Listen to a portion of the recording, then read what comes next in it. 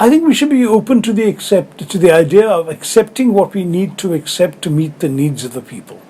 I have always been an advocate of a formal, professional, and ideally international technical needs assessment. That is, get multi-agency, multi-sectoral expertise from the UN system, for example, and the government of India to look at everything across the board. What are the needs? What's the extent of the damage? How do you rebuild in a way that the same damage won't occur again when the next time we have heavy rains thanks to climate change? We have so many angles to look at. For example, should we be doing floodline mapping? Should we allow houses to be rebuilt in areas where they were washed away? Might they get washed away again? Are our canals and drainage systems working properly, or are they full of obstacles? Is that why the water, instead of flowing through these existing channels to rivers and the sea, instead spread over into inhabited areas? Are our habitations well planned or ill planned? There are just so many issues like that that require various kinds of technological expertise, ideally informed by experience gained around the world. So the first and most important thing is do a needs assessment. Once you know what the needs are, you have to put a cost to it, roughly what it'll cost. And then you see if you can meet that through your own resources. Right now, people off the top of their head are saying figures like 20,000 crores. Now, can we seriously expect the central government of India to find 20,000 crores for a single state, however much deserving?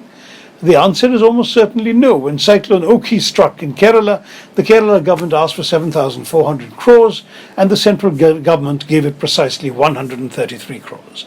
There's been a complete mismatch between the damage done, the needs of the state, and the actual amount that was paid by the centre. I fear there will be a similar mismatch when the rebuilding of Kerala comes up. People in the rest of India are not fully conscious of the extent of infrastructure that had already been built up in Kerala that's been damaged. A similar square meterage in almost any other Indian state, unless we're bang in the middle of Delhi, would not do so much of damage because there wouldn't be so many things to damage. But in Kerala, you have all these things. You have roads and buildings and bridges and pakka homes and all that already exist and that have been washed away or damaged severely in the floods. And as a result, it's not like rebuilding Uttarakhand or even Bihar. It's a much more intensely developed area of India that has suffered devastation and will cost that much more to rebuild what was already there. It's years of work ahead. And because of that, it seems to me, we have to understand we simply cannot be sure that India's own resources will be enough. In that case, why shouldn't we be open to assistance from elsewhere?